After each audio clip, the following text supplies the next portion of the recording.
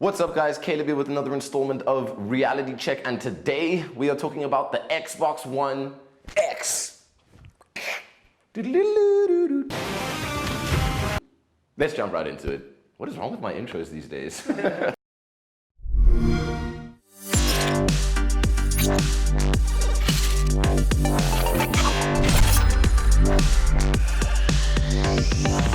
I have a wonderful electronic invention I want you to see. It looks something like this.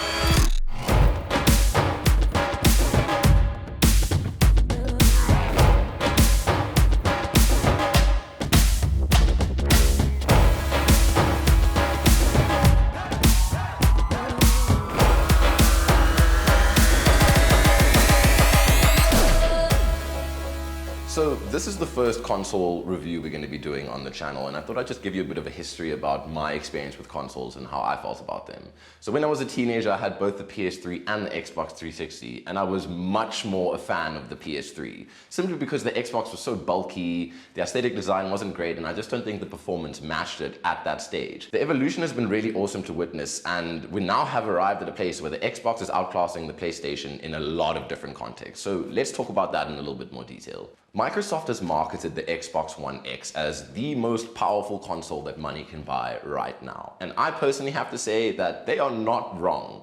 Just some of the awesome things that you get when you buy the Xbox One is, first and foremost, it's Dolby Atmos and 4K UHD Blu-ray certified, which doesn't happen on the PS4 Pro, so that's a big selling factor. It's also the best console for multi-platform games solely based on the fact that it has the best spec'd hardware. So whatever enhancements people have made, you are going to get the best possible performance from the Xbox One X versus things like the S and the PS4 Pro. Obviously, the most noteworthy thing that you're getting with the Xbox One X is the compatibility for 4K gaming. Now, this doesn't apply to every single release that Microsoft has, but some first and third party select Microsoft titles will be getting the full royal treatment, and you will see a really decent improvement in the resolution, textures, and just the overall quality of the image. One of the last additions, which is also awesome for streamers and the like, is that you can now record 4K DVR game clips, which is not something that you can do on the PS4 Pro or on the Xbox One S. Now I'm quickly going to talk about the aesthetic design in the build because there are some noticeable improvements here that I really like versus the Xbox One S and Xbox One and the Xbox 360. First and foremost, the jump that they made from the Xbox One, was it the one that had the power cable, that bulky? No, it's the 360. I think the best thing that they did was to get rid of that external DC supply. So it was always just a massive bulky cable. I mean, the last Xbox I owned was a 360, but that huge, loud, heavy power cable that was outside of the box was just the worst thing ever. But now it's all internalized. There's no ugly things hanging out of your Xbox. It just looks really great, and I thought that was a really nice touch. In terms of the aesthetic design, I way prefer this versus the Xbox 360, the One, and the One S. I know people like that classic white kind of vented look for the Xbox One S, but I'm all about that minimal life, the sleek matte black finish. It's a little bit smaller than the One S as well, so I appreciated that, especially considering that it's high spec and performs better, and it runs at about the same temperature as the Xbox One S. So without kind of diminishing any of the things that were the selling factor for the Xbox One S, it's managed to give it an overall performance boost, which is incredible. Now, when we look internally at the Xbox One X, it has some really impressive performance boosts. If you counterbalance it with things like the One S and the PS4 Pro, it's noticeably more powerful in almost every aspect. Overlay.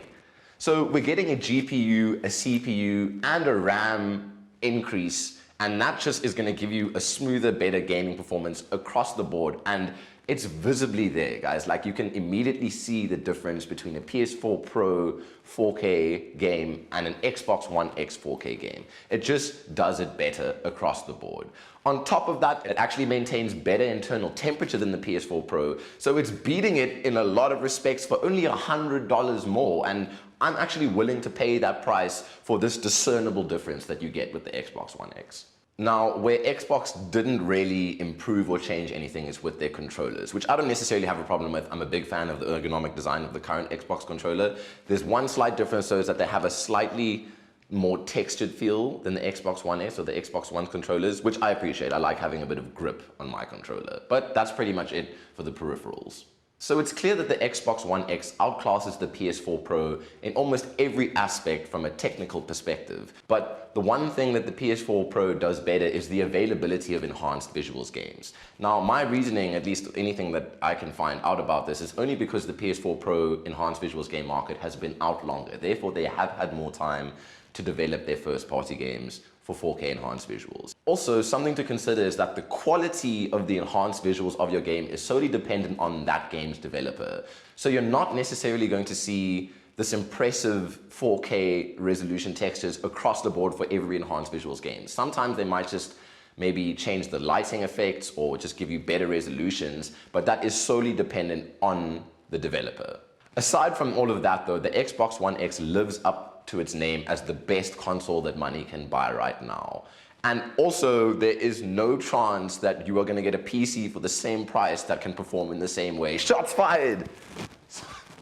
Grenades have been set off. It's the big debate. PC versus PS4 versus Xbox, or to simplify it, PC versus console.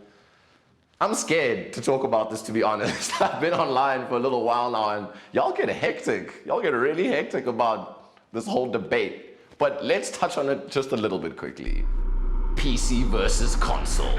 Let the battle commence.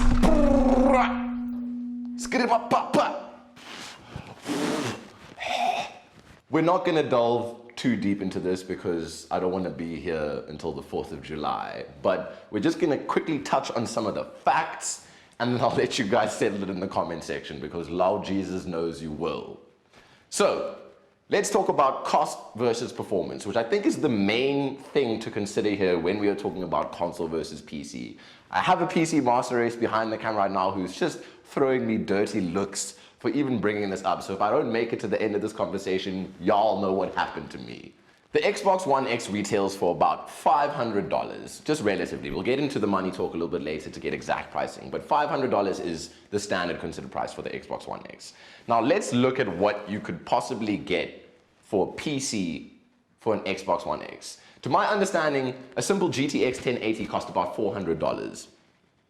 That is the price of a PS4 Pro ready, and that is just for your graphics card, not including your motherboard, not including your peripherals, not including the RAM, none of that stuff, and all of that you would need to get like a 30 frames to 60 frames per second gaming PC, you're looking at about anywhere in between 15 to 20,000 Rand, and even then, not so much. You'll still have a whole lot of issues in terms of compatibility and frame rates and cooling and everything that you might require to get the performance like the Xbox One X. It's not gonna happen for that price. So it definitely trumps it in that regard. However, I'm gonna throw the PC Master Race as a bone here. In terms of the full capability, if budget is not an issue, you can get way more out of a PC. I will not deny them that. In terms of the most money for the best performance, PC will win in every context. But if you're working with the budget, if we're talking about cost versus performance, the Xbox One X wins. I'm sorry. Say what you will about that. That's just the facts. I'm serving you the tea. You just got your reality checked. So we've gotten that out of the way now. I'll let you guys finish that in the comment section. But the question really at the tip of my tongue is, who is the Xbox One X for? That's kind of what everyone is asking at the moment. And there are a couple of different things to consider. If you were not happy with the PS4 Pro's 4K performance, which a lot of people weren't, and you want a noticeable improvement, then maybe you should consider the Xbox One X. And also, on top of that, you get a home multimedia entertainment system. It has the compatibility for Blu-ray 4K. So that's also something to consider that the PS4 Pro simply just doesn't do. If you want a slight upgrade from the Xbox One S in terms of performance, then maybe the Xbox One X is also for you. However, if you don't have a 4K monitor, then there's no point in buying this. If you're still running on a 1080p monitor, there's really no point in getting the Xbox One X. So those are the things that you need to consider. Obviously, also is what kind of games you play, but Xbox One X has already released an impressive list of titles like Forza 7, Destiny 2, Assassin's Creed Origins, Gears of War 4, have all seen really impressive graphical upgrades, which are noticeably better than what you might see on the PS4 Pro. So if you're looking for that enhanced gaming experience, if you're looking for the best console that money can buy, then the Xbox One X is for you. But now it's time It's about that, looks like it's money talk o'clock. Money talk. At the time of this recording, this puppy, the Xbox, whoa, okay, like magic. At the time of this recording, the Xbox One X was priced at around 7,999 Rand on Raru if you pre-order. Now, that is considerably more expensive than the PS4 Pro, but it's not like they're selling you lies for that extra bit of money. It lives up to almost every single thing that they promised it would, so I am more than happy to pay that extra bit of money versus the One S or the PS4 Pro.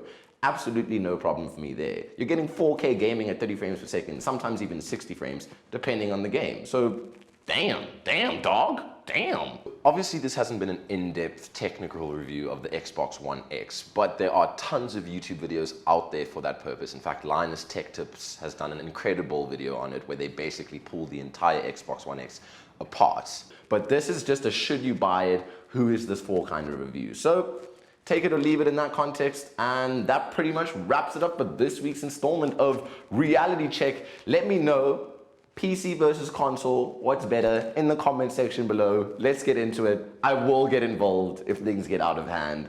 Do not forget to hit like and subscribe, and we'll catch you guys next week for another installment of Reality Check. What's up? Xbox One X. Cut the film already. Damn.